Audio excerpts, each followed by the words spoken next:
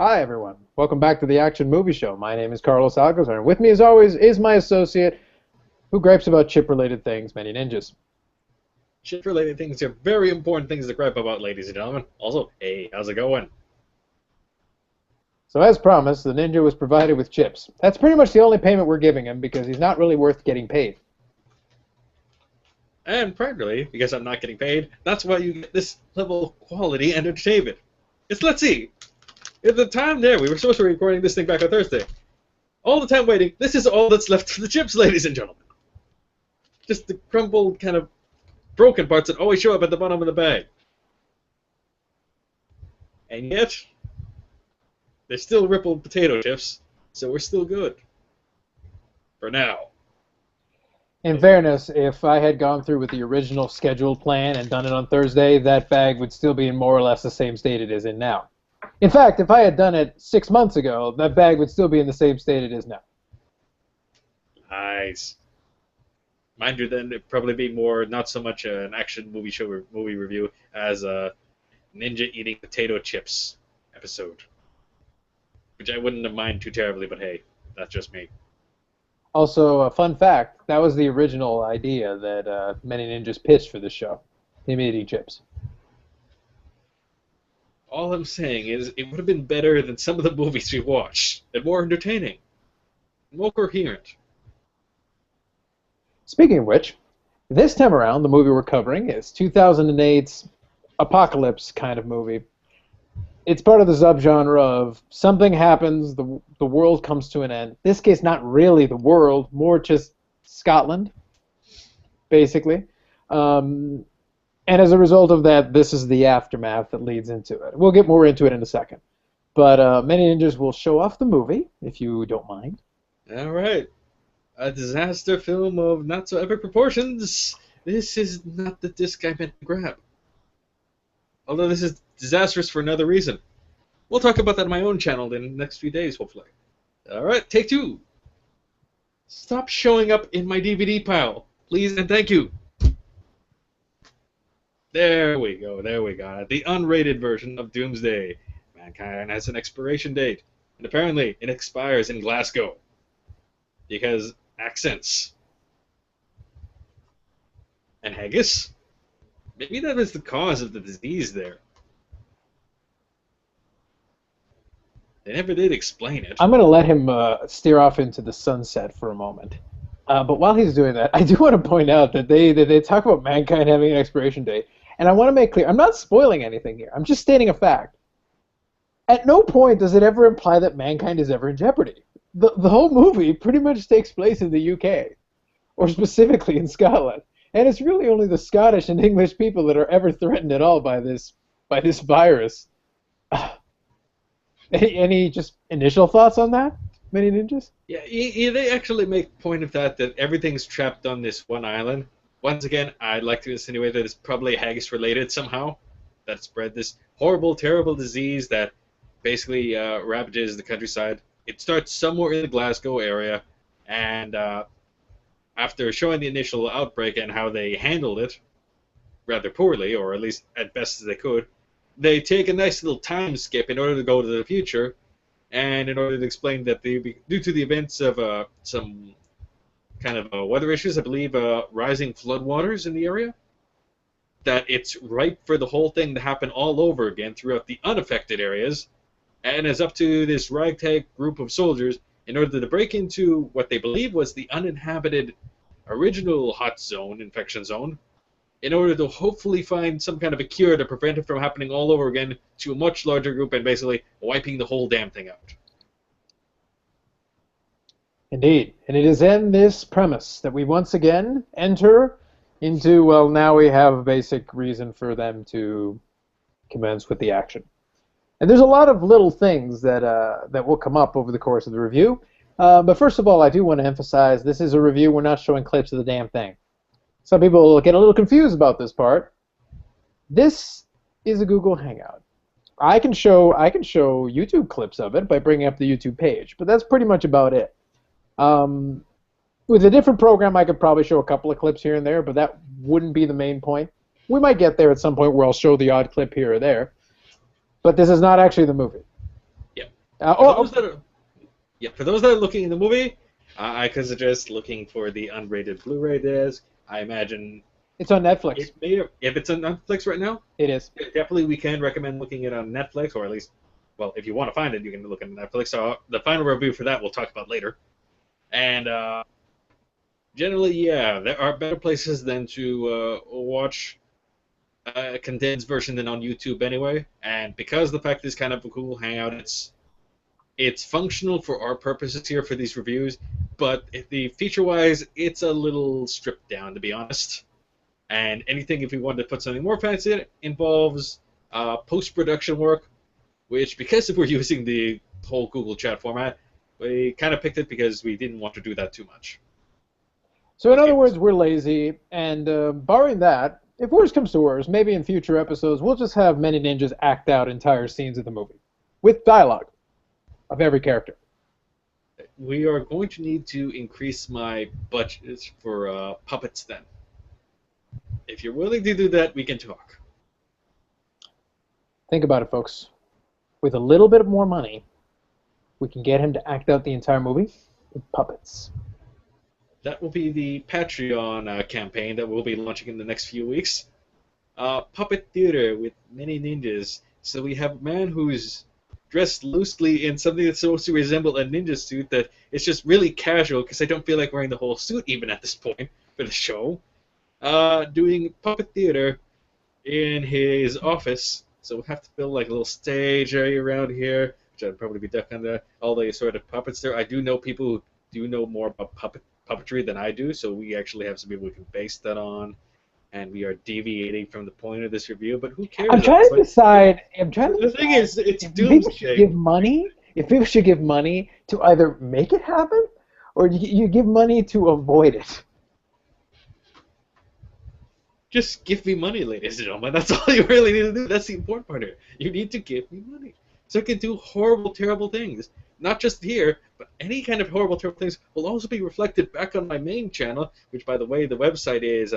To get kind of the main central hub is IamManyninjas.com. Oh yes, I'm doing my product placement plug right here and now in the middle of the video, or the very start, depending on how you look at it. Yes, we are defying all convention today. I am feeling really punchy today compared to normal. Oh yeah. See what happens when we let him have some Ripple potato chips? It's pure anarchy. So, let's get into the actual movie for just a second. So we've already covered the bases. So the movie has what they call the Reaper virus. It's a very contagious virus that basically kills people, and it gives them, pustules, and they look horrible, and they die horrifically. So they do what everybody always does. So you try to quarantine people, you put them into the thing, you try to do martial law, you do curfews, you do all that stuff. None of it works. So then you go with Plan B. You erect a gigantic steel wall with automatic weapons that shoot down anybody that tries to come into the wall. You completely close off the entire area, and it is in this scenario, this doomsday kind of moment, that you show a single street leading out of this thing towards this wall. The wall is closing. The wall is sealed and welded shut. The security sentries are all in place. The military is in position. And as this anarchy is taking place and people are trying to storm the wall and being killed and shot and rioting is happening, you have a little girl and her mother, who we come to know is going to be Rhonda Mitra's character's mother, who, in a last bit of sacrifice, hands off his daughter, who has had her eye shot off by shrapnel or something in the course of all of this happening. So she's allowed to basically get onto this plane and into this helicopter, which is about to fly out of the hot zone, over the fence, to safety presumably, while everyone else is shut in, presumably to their deaths. And then flash forward, basically 30 years. So we go from 2008 to 2035. So we move 27 years into the future, where our main character, heroine, is now basically part of the internal defense force who does all kinds of military stuff and raids and all that. And that's where we pick up our story. Yep. Oh, you forgot to mention the conveniently enough, the eye she lost there has been replaced by a cybernetic eye that has a camera built in, which gets used a few times during the course of the film and kind of becomes a plot point. Yes, her cyborgy powers are key. Oh. Mm-hmm. No, there are no product placements also. None at all. None at all.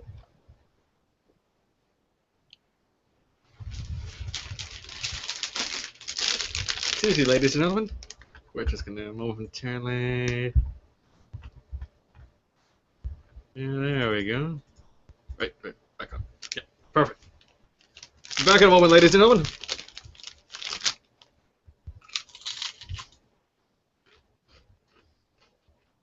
Go chips. Yep.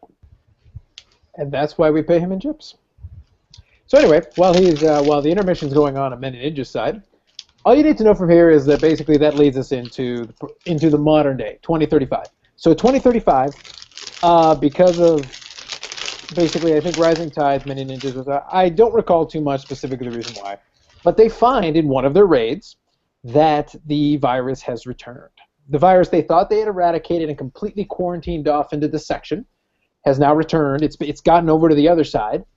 And as a result of that, they assembled this task force, this small group of soldiers who are going to go into the hot zone and are going to check out to see, because through satellite imagery, they've been taking satellite pictures for years, they've discovered that there appear to be survivors on the other side.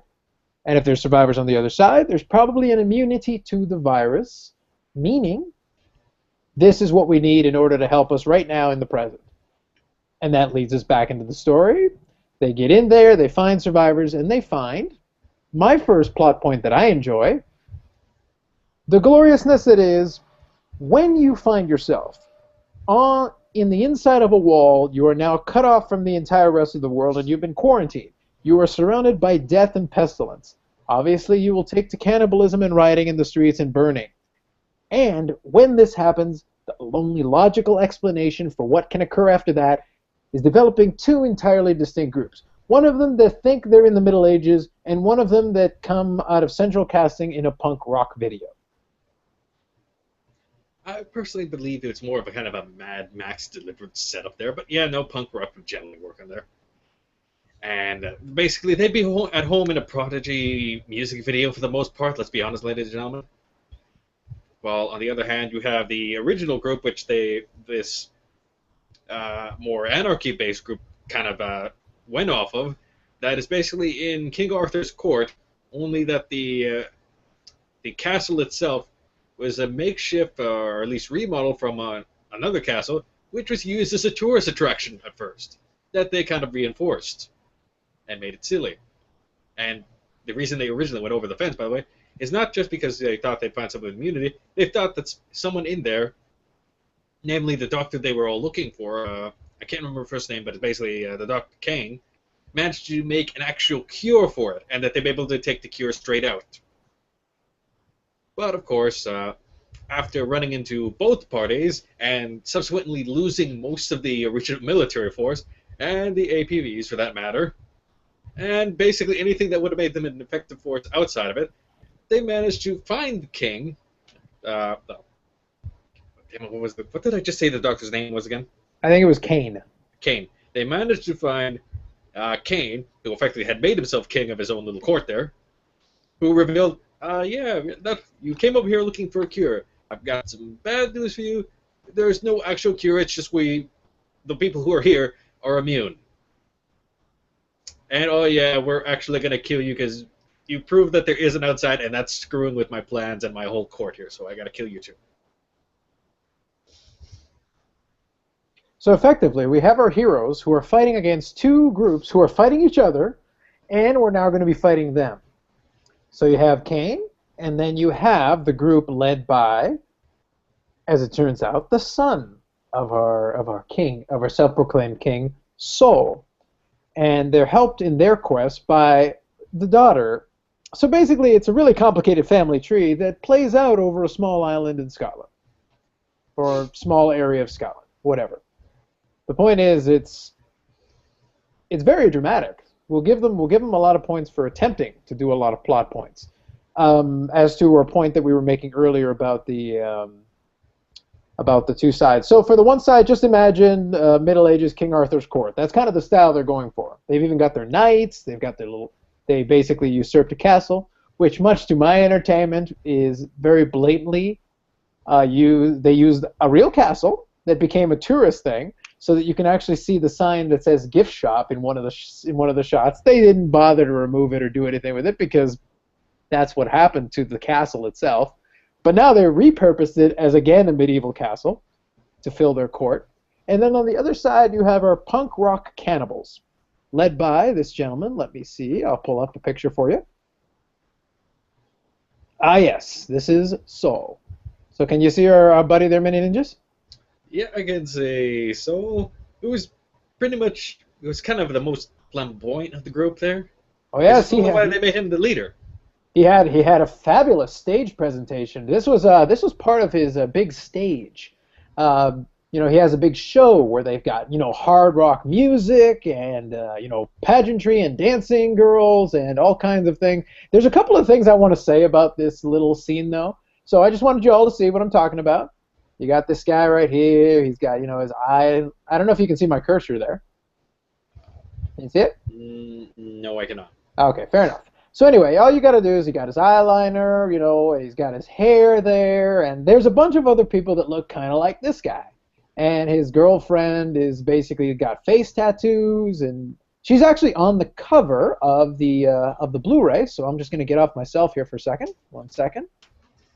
There we go. I'm going to come back, and then I'll pass over to you. Yes. So right in dead center, right in the middle there, is actually his girlfriend there. Yeah, you got tribal style face paint and the hairstyle with what looks to be kind of big ass nails in there, along with the braids and everything. And she's a pleasant fellow. For the very short time she's in the film, she actually gets killed off very early on in the film, although she does make a later reappearance as a body with a decapitated head that works as the passenger for Soul's own ride during one of the last chase films of there. Yep, she makes an impression. She gets a lot of mileage out of relatively little screen time, so it's pretty impressive. But yeah, basically you've got this whole thing. Now, this is how you get this scene initially after him and his raiders manage to capture the military group, including our hero. Now, when they capture them, they discover that they came over the wall, which disproves everything that Cain had been saying about.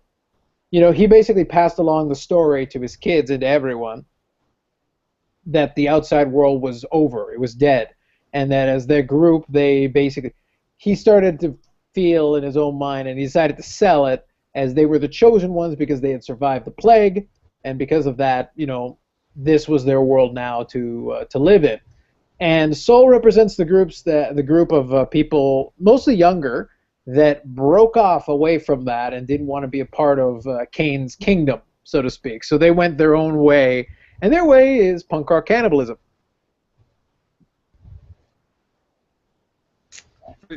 For limited resources and food and all that stuff, they were able to find a lot of face paint and all that other sorts of goods. How the hell did that work out? It's not even just that. One other, there's little things. Presumably, we're in a relatively confined space compared to the rest of the world. All these things have been destroyed and all this infrastructure is gone because this virus killed so many people. And then the rioting and the fires and everything that followed, the disaster that brought about this version of this mini version of the world for these people. Not only can you find face paint, you can find, they fashion themselves weapons, they're all kind of thing. They're all relatively healthy, considering that really their only sources of food are wherever they can scavenge or people they manage to capture and then eat. And they've also developed a very refined way of burning them alive and cooking them. So as cannibals, they're doing quite well. They appear to be rather healthy, all things considered. But most of them are actually very fit and thin. But one thing that made me laugh is if food is so scarce that this is basically what you're down to, you're cannibals. They have a group of guys that came on to the stage with Soul who were all ridiculously overweight, all things considered. And I think I can explain that one. Knock yourself out. What we didn't mention earlier is on the initial ride-in with the APBs, the military group ran into a giant procession of cows. Apparently a giant field full of cows accidentally ran over one of them. And clearly, the fatter guys in the group must have, upon one random themselves, actually discovered these cows and have been hoarding these cows for themselves. Not mentioning to the rest of them, hey, we could stop eating people for a while if we just did some herding, brought some of these things, cooked them up properly, we can have some burgers and some steaks. And, all of the good stuff that's actual food and not people. We don't need to eat people as often. We can eat less people. Mind you, they hogged it on themselves, so that's why he's like, just how many people have you been eating lately? You seem a little around there. Everyone else has got a general runner's build except you guys. What's the story here?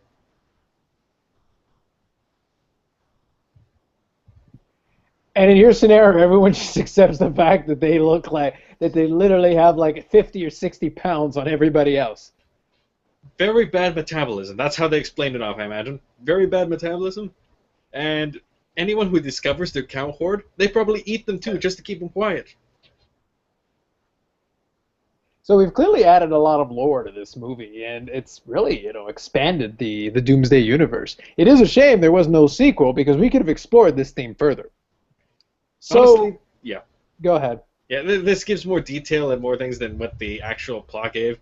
Because I'm going to be honest, aside from talking about some of the stuff that happened on the other side of the fence, in terms of what was going on with the military group, we've actually covered most of it already. Except the actual conclusion. But realistically, hold on. Let me play devil's advocate here. Here's the thing. We're going to mock certain things of it. Like, the thing with the fat guys is kind of silly. It was funny in its own way. Considering you look at everybody in the group and then suddenly these guys stick out like a sore thumb. And then you've got these guys in like latex uniforms that look like an S&M thing, and I believe the technical term you're looking for is gimp suits of some sort. Yeah, but it makes no damn sense at all. But there is a gag later on in the movie about one of those guys who gets it. But forgetting all that, like, what are you expecting? Realistically, the concept is simple. You have a virus that led to this thing happening, and then now the virus has come back into the general population, and the only real plot you're going to have is whatever's going on the other side of the wall, because they're the ones that initiated this. Otherwise, you could have just left the two groups separate indefinitely, and everything would have just gone on as it was. But yeah, while that's happening on this side, so now the Rhonda Mitra's group does manage. So I think she goes by Eden Sinclair is her character's name. So yes. Eden Sinclair's group, manages to get away, not before one of them gets burned alive as food for these cannibals. They managed to get away with the daughter of Cain, who was captured by Saul. He, dysfunctional family that they are, he was planning on killing her, and Cain was probably planning on killing her because they both had issues with her. And the result was that they managed to evade these guys, get away from them, and escape on a train. Eventually, they would come in contact with Cain's group, which would lead us to seeing the medieval kingdom of Cain. But in the meantime, while this is happening, on the other side of the wall, the virus is still spreading very rapidly.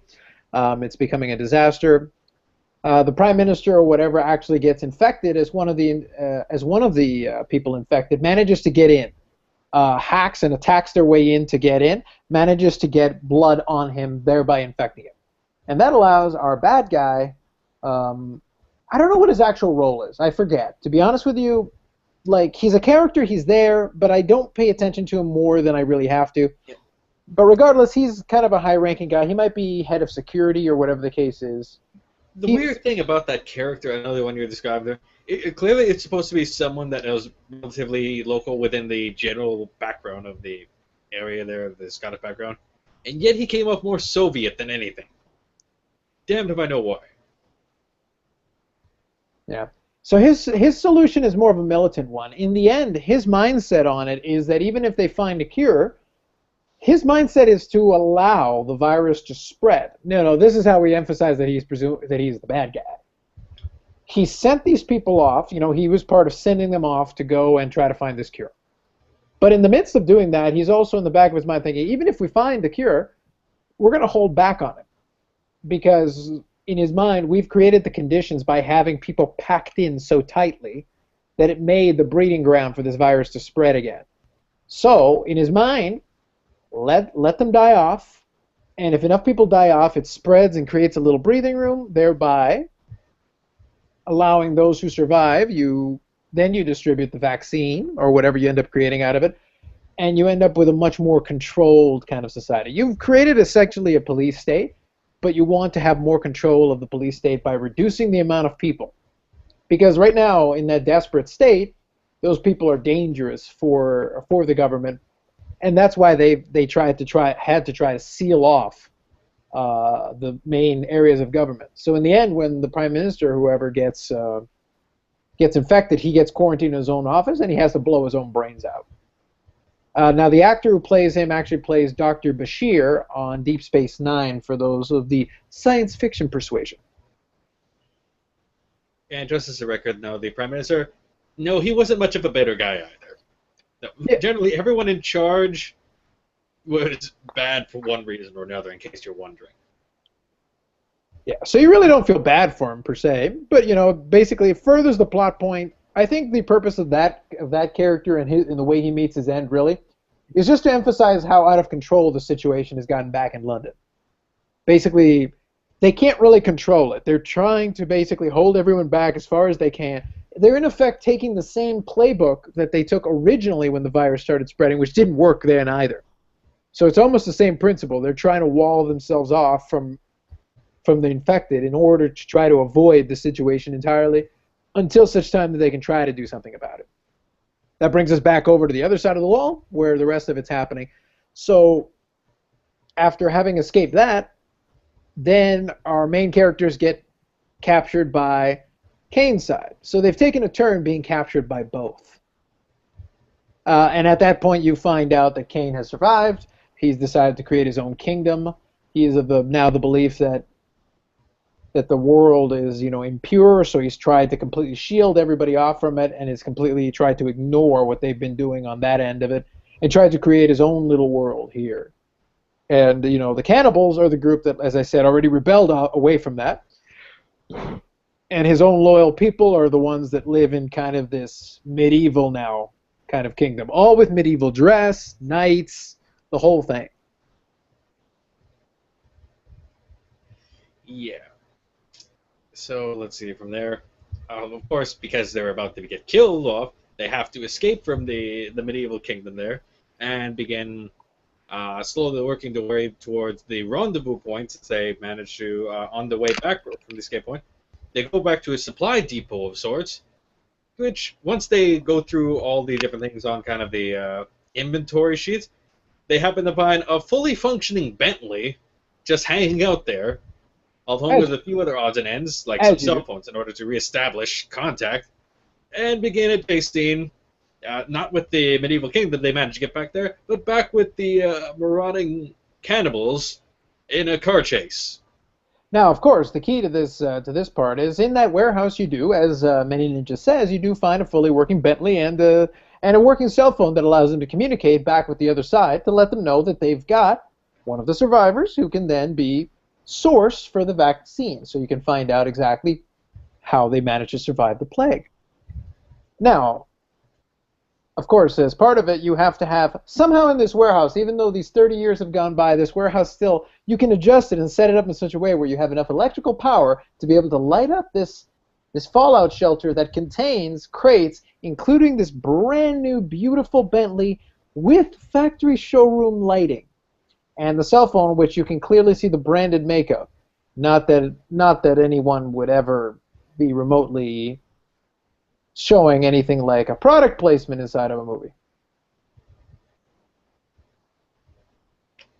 But the most important part we've been leaving out is on top of, well, after this point where subsequently, because they hadn't killed off enough of the military group that the escape scene, you have to have a sacrifice in the form of the only black guy left in the film, because I don't know why they just hate him in these films. I don't know why how that works out. But of course we have the chase scene with the Mad Max style crew, which we've been forgetting to mention the most important part.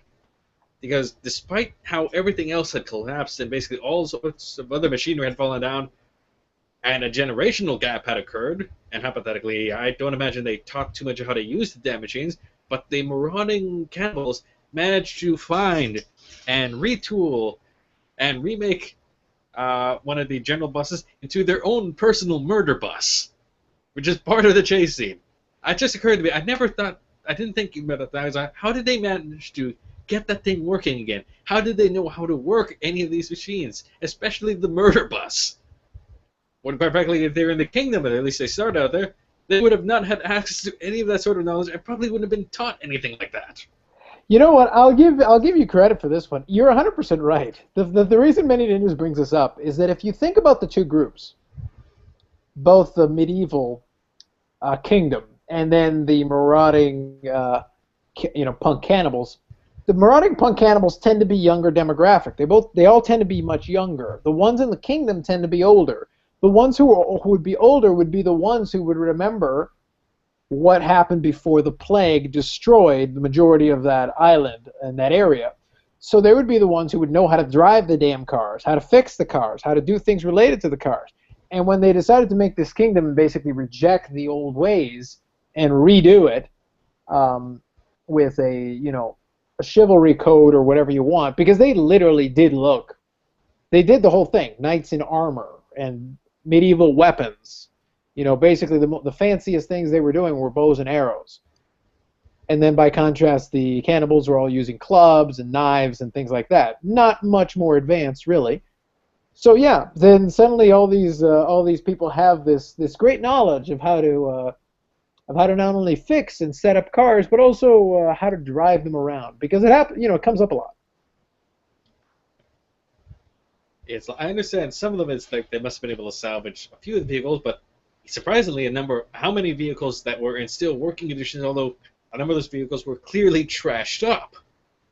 How would the parts manage to be working that much after that time? Also, I would like to point out that, as you mentioned it, if we also consider Cain's daughter and her friend or whoever she was with, they did escape on a locomotive, which would also kind of defeat how would they know how to run a locomotive?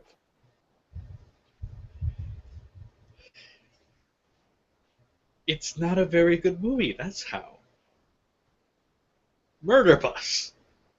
That's all I need to explain here. Murder bus. If we give him enough rippled chips, he'd just accept the murder bus. I would build a murder bus. Just for shits and giggles. And then liberally put on the side of it, murder bus. Trademark. Registered. Whatever the hell that thing's called. The R with the circle. We'd offer tours. Tours that probably would not be allowed by law, of course, because it's a freaking murder bus. It's just in the name, this cannot be a legal function. Although see what for happens horror when shows, we let this would him- be awesome. You see what happens when we let him ramble all by himself? This is what happens. So, big chase scene. The Bentley is running down, like this highway being chased by the trademark murder bus and motorcycles, and they end up having this fight where various ones of the punk cannibals try their best to get into the car to attack them and to grab them and to do all these things, and they fight them off, and they end up finding different ways to crash several of them into it. One of the guys in the gimp suits basically gets, one of the cars. I don't know if it was a car or a motorcycle, I forget. The guy was on a motorcycle. He was on a motorcycle. Okay, so the gimp was on the front of the motorcycle. They managed to knock the motorcycle just offline enough where the driver gets jettisoned, but the gimp is attached. He's basically tied to the front. And then as he does that, he ends up crashing and basically exploding. There's a lot of exploding bodies is the important part that I'm trying to get across. It's a very violent film. A lot of violence. Because people get burned alive, bodies get decapitated, body parts fly, heads fly. Heads get smashed in. Can't forget that. Yes, and even people wearing armor, they have axes fall into the top of their heads, and then they die that way. People get arrowed to death. A lot of that. Already dead people get arrows in their heads, which were already cut off and decapitated earlier in the film. Yes. So, the heroes manage to finally defeat enough of them, blow up the bus, because my favorite scene, the murder bus is now been laid flat, sideways in the road to create a barricade. They've done their best to to launch. You'll have to pardon me for 1 second. But they've done their best to launch, implements. Basically, the implements are assorted sharp objects, saw blades, anything you could grab from a hardware store, what's left of it, in order to take care of the job. And of course, I'm just finishing recording with Roberto, okay? Somehow manages to miss everything possible. Just bear with me for a couple of moments, okay? These somehow manage to miss not only the car, but also Soul, who is on top of the car. They somehow miss everything, and the only solution left is we need to get through this barricade, and the only way to do it is to literally drive through the murder bus, which after they crash through it, Soul is torn apart in the explosion, because of course it has to explode. This is how things work. And the last we see of Soul is his own decapitated head rolling towards the camera, flying towards the camera during the explosion scene, as the Bentley goes through it. What I enjoyed the most about that was that, as part of the best product placement that they could do in this movie, the Bentley has such capabilities that it manages to take all the damage that it takes throughout the course of the scene, and if you accelerate fast enough, the Bentley can drive through the side of a bus and be completely intact on the other side, which is pretty, it speaks well of the armor on the Bentley. In fact, at the end of the day, at the later parts of the very next scene, when the Bentley does make a reappearance, the worst damage it had is that one of the side mirrors broke. That's the worst damage that seems to occur there. Maybe one of the lights out too. Quality, Manyninjas. That's called quality. Yeah. But basically, just a step back there. Of course, they finally make the rendezvous point with the attack chopper that comes in order to pick up the survivor and one of the crew. One of the two people left from the whole military expedition. And effectively, the bad guy has to explain exactly what his plans were in order to withhold with everything. To which, because she has seemingly no points to negotiate other than the survivor, aka hostage, she simply has to let him go. And rather than accept an offer to continue working with him, decides to stay in the hot zone, which seems confusing on its own. Next thing we know, we skip a little bit of time. I can't remember what the gentleman's name or position was, but it was one of the inspectors from the other side, manages to come over into the hot zone himself in order to find Sinclair. Sinclair passes off another one of the little recorded discs, because apparently she had recorded the entire previous conversation, and therefore everything, the entire reveal of exactly what the guy had been planning, comes back over, which effectively screws him once it becomes public. Oh, and last but not least, in case you're wondering what happens with Sinclair at the end of the film, in her Bentley with now duct-taped rearview mirror to get it back into place, she goes back to meet with the rest of the cannibals with Soul's decapitated head and effectively gets accepted as the new leader. Let's see how well that works out. Maybe she remembered about the cows and told them about the cows. Much to the chagrin of the fat guys who were trying to keep that secret. Well, I think, you know what, I'll give this movie credit for one thing. The plot's fairly simple, but it works for what it is. Action movies are not going to have complicated plots. They don't need them. Plots in an action movie are laying the groundwork for a reason for people to fight or attack each other. That's the whole point. In this case, though, I think it makes sense because we established Sinclair as basically like a warrior. She's basically a fighter. She needs a reason to fight or something to fight with or something to fight for. Once she's done basically the mission, per se, there's really nothing left for her. We never established that she has anything going on in the outside world. She basically does this. During one point in the movie, they basically, the inspector, the same guy you're talking about who she gives the disc to, who's been kind of almost a father figure or mentor to her because that's kind of the relationship they play out between the two, basically tells her to go home and get away from this because he doesn't want her to, burn out. But realistically, what we are emphasizing here is this is basically what she does. This is pretty much it.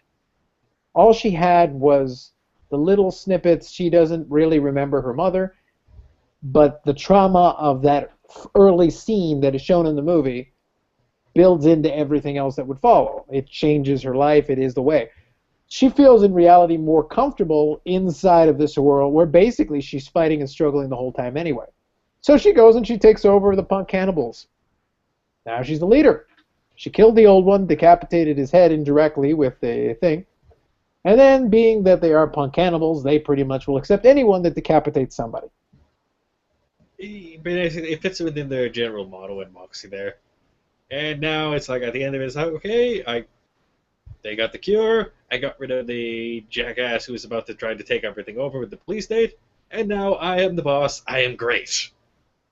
Happy ending. Sort of. Except we still need to deal with the whole kingdom there, which we kind of blew up part of. And still need to avenge the one black guy that got killed earlier in the thing. But of course, that would happen in a sequel that will thankfully never be made because it's still not a great film. See, now you're just being mean-spirited. There totally should be a Doomsday 2. I would like to see the epic battle of the Punk Cannibals versus the medieval kingdom. It's very much like whatever happened in Lord of the Rings where somebody fought something. I didn't see the movie, but epic battle. No, the murder bus has already been destroyed, and I don't think they have another one of those lying around, and let's be honest, without that, how are they going to make it work? They've already trashed both the motorcycles and vehicles in the chase scene. A lot of the castles have been blown up at this point. And yeah. We can rebuild it. There is a whole warehouse full of potential Bentleys. We could have a lot of Bentleys and other things, maybe Harley Davidsons, whatever other expensive high-end product we can pimp. Think of the possibilities. I think you are underplaying just how many things we can have here. This could be, as I said, like the Lord of the Rings moment, an epic battle, or like Rise of the Machines, or whatever that version was where you had the Terminators fighting the people and actually did it all in CGI. I don't remember what that was, and that's probably for the best. I think it was one of the Terminators. I think it was the one that Christian Bale was in. That was the fourth film, I believe. Yeah, something like that. I don't remember in great detail, and probably for good reason. I might have watched a couple of minutes of it. The point I'm trying to say is that I've seen worse movies have sequels made of them. Straight to DVD for life, people. There's an opportunity here. I think I would rather watch the straight to videotape Captain America films over a sequel of Doomsday. The only Doom film I'm willing to accept is one that's based off ID Software property, and I don't mean the movie we've got. I want a movie that's starring Doom Guy. I was about to say, that movie's 100 times worse. No, that's what I said. Not the one we got, but one that was actually starring a proper Doom Guy. We can find somebody who can fit that role. Wonderful. I don't know who yet, but we can you find keep them. pitching a Doom remake. I'll pitch for Doomsday 2. If we can have like 4 death races, we can definitely have a Doomsday 2. Because we still haven't explained the fact that this has been overly dramatized, when really this virus only seems to really be a problem for the UK and nobody else. Yeah, I don't get how that works either. But It's realistically, fantastic. you have to keep in mind, this is a world where, just going back into the things that didn't belong in the right pile, you have things like Pocket Ninjas, which was made in the 90s, which is a film that belonged in the 80s, and which has a DVD cover which, you see all these kids here? Not a single one appears in the film. This cover has nothing to do with anything with the film I was watching. It was terrible. Absolutely terrible. Funny because it was so terrible. Can we stop with the Pocket Ninjas now? At least for the moment. Indeed. So I'll give my review here. Here's the thing. It's silly. It's ridiculous. I enjoyed it. It was fun for me. And it is on Netflix, at least currently. I'll say on the Canadian Netflix for sure. On the American, I assume, since usually their library is a little bit fuller most of the time. Definitely worth a stream, no doubt. It was enjoyable for what it is. And if you can get, and if it goes in the bin, realistically, that kind of movie, the Doomsday movie, will be the kind of thing that ends up on a Black Friday sale or in Canada on a Boxing Day sale. And when it's available for a couple of dollars, yes, Of course, absolutely. There's enough action in here to keep people entertained. The murder bus is entertaining in and of its own way. Some of the things will make you kind of question why you would even do that. It feels like a lot of effort, but at least they came up with a couple of cool like visuals and a couple of set pieces. Some of it just makes no damn sense at all, and some of the characters do some really stupid stuff, which makes it like almost every other action movie that isn't on the top tier. As a second tier action movie underneath that, I think it's solid enough. Your thoughts? You know, I will agree with Netflixing it if you happen to have it and it's available on the service.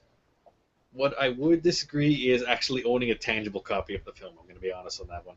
I couldn't sell this as like you can have better things occupying the same shelf space as that, even for B or really C and even some cases D listed movies. I could recommend over that for having on the shelf space. But if you have it on Netflix, where basically you just kind of watch it once just on demand there, and it's not tangible, and of course you're going to be offsetting the cost for that with anything else you're using the Netflix service for, then yeah, it's not a problem. I could recommend it for that. You're just hating on the Punk Cannibals. I know it. Hate for the Punk Cannibals. If the Punk Cannibals had rippled potato chips with their charred corpse, you would be all over this movie. I imagine they probably did. And just other stupid things which made no sense. And what happened with the cows? And what happened with the fact that they never had a proper face-off? Because quite frankly, what we didn't mention, no, some of the cannibals did have guns. Soul himself was carrying at least 1 or 2 firearms with him at all times. So apparently they had access to guns. That would have been answered in Doomsday 2. The straight-to-DVD release, which I'm going to pitch for. Name of potato chips. See, this is where I would tell you to shamelessly plug, but you kind of already did. Is there anything that you didn't already shamelessly plug that you'd like to add? Let's see. Well, it's no accident you saw me bring up Pocket Ninjas many times. I can actually confirm for a fact that I'm not sure what day of the week it is since I'm also doing exams this week. It might have to be really early in the week as a result. But yeah, I'm going to do just a quick review on what the hell Pocket Ninjas is, because it's loosely ninja-based, and it's so terrible that it actually gives me material to talk about. Aside from that, I'm pretty much kind of gear stuff up towards Fan Expo. I don't know exactly how many days I'm going to attend the thing in person, but I'm going to do at least recording for 2 days of the event, Friday and Saturday, along with Shock Dingo, who will be kind of working cameraman duties for that. And from there, everything will kind of have normalized schedule-wise, so I'll be able to get more back into my proper kind of Let's Play stuff, retro gaming, ninja gaming stuff for my own channel, and hopefully doing a few more kind of joint videos with some other people as well as Carlos.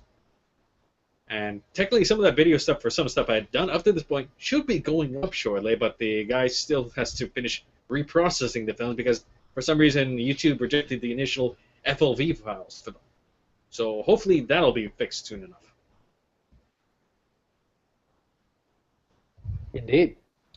So for myself, it's the usual. It's going to be at Carlos Alcazar 2, where I put the updates. I did let everybody know that it was going to move a couple of days. I was actually in Ottawa for a couple of days doing a short trip to check out a couple of things down that neck of the woods. CarlosAlcazar.org, where I put some of these videos up as well. You know, like, subscribe, comment, by all means. Feel free to refrain from comments where this isn't the movie. I put the word review in the title. I made it easier for you. It's not the movie. If you want to find the movie, it's on Netflix. Go watch it. It's there.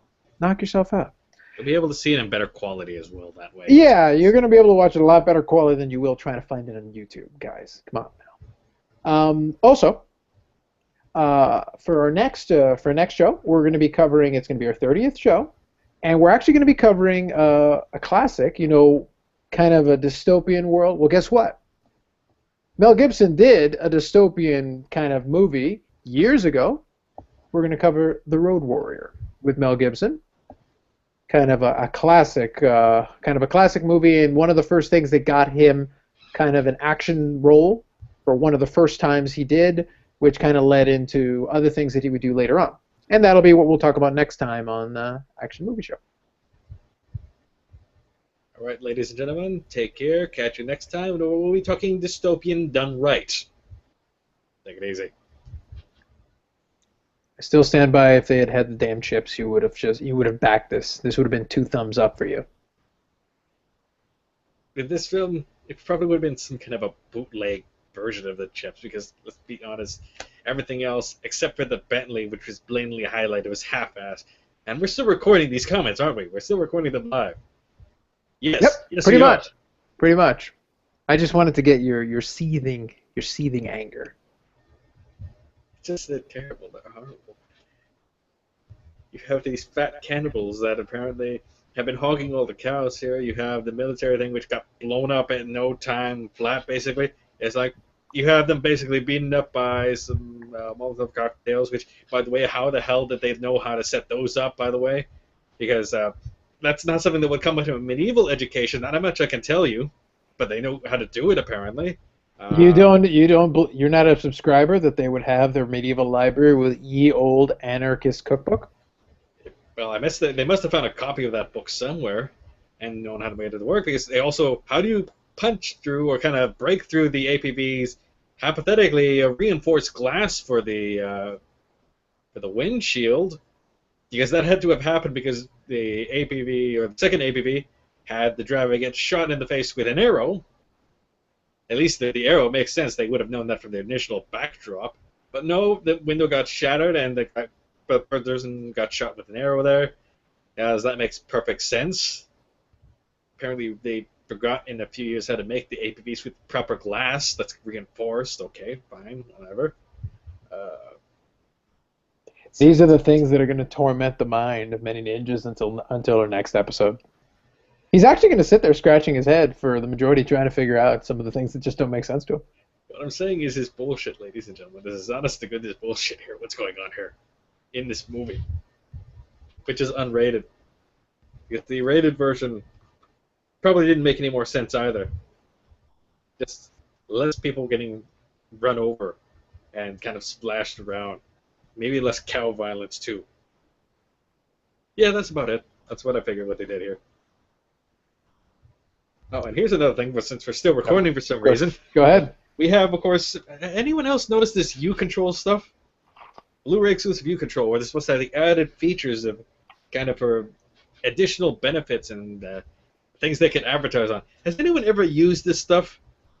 I can't even think of a player that does this stuff. I personally watch this stuff off a PS3, so as far as I know, I don't have access to this stuff, and I've never actually seen anything that advertises that we can use the U-Control stuff that these films always get advertised with.